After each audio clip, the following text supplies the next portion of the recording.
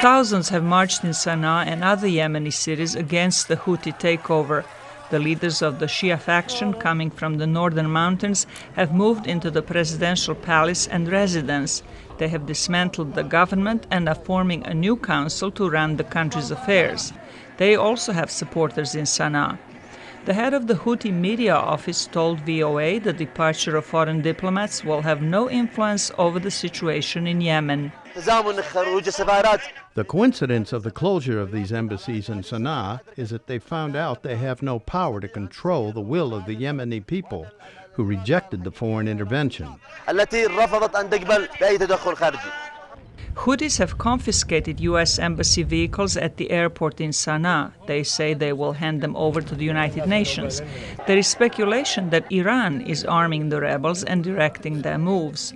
A U.S. government spokeswoman Thursday said there is no clear evidence of that. Houthis have concerning relations with Iran, and we are aware of reports of a variety of support provided by Iran to the Houthis, but we have not seen evidence that Iran is exerting command and control over the Houthis' activities in Yemen. Yemen's President Abd Rabbu Mansur Hadi resigned last month after the Houthis raided the presidential compound. He is a former military officer who led a unity government and was a U.S. ally in the campaign against terrorism. His departure raises fears that al-Qaeda will use the political turmoil to its advantage. Houthi leaders have said they are eager to share power with rivals and work with Yemen's traditional allies, including the United States.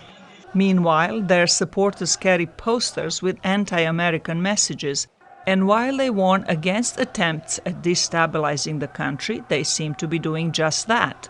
UN Secretary-General Ban Ki-moon said Thursday that Yemen is on the brink of a civil war.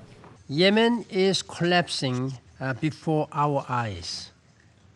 We cannot stand by and watch. The country is facing multiple challenges. A dangerous political crisis continues in Sana'a. President Abd Rabbu Mansur Hadi, Prime Minister-elect Mr. Ban called for freedom of movement for Yemen's president, prime minister, and cabinet officials who have resigned. He also expressed concern about reports of excessive use of force to disperse peaceful demonstrators and arbitrary arrests of civil society activists and journalists. Zlatica Hoke, VOA News, Washington.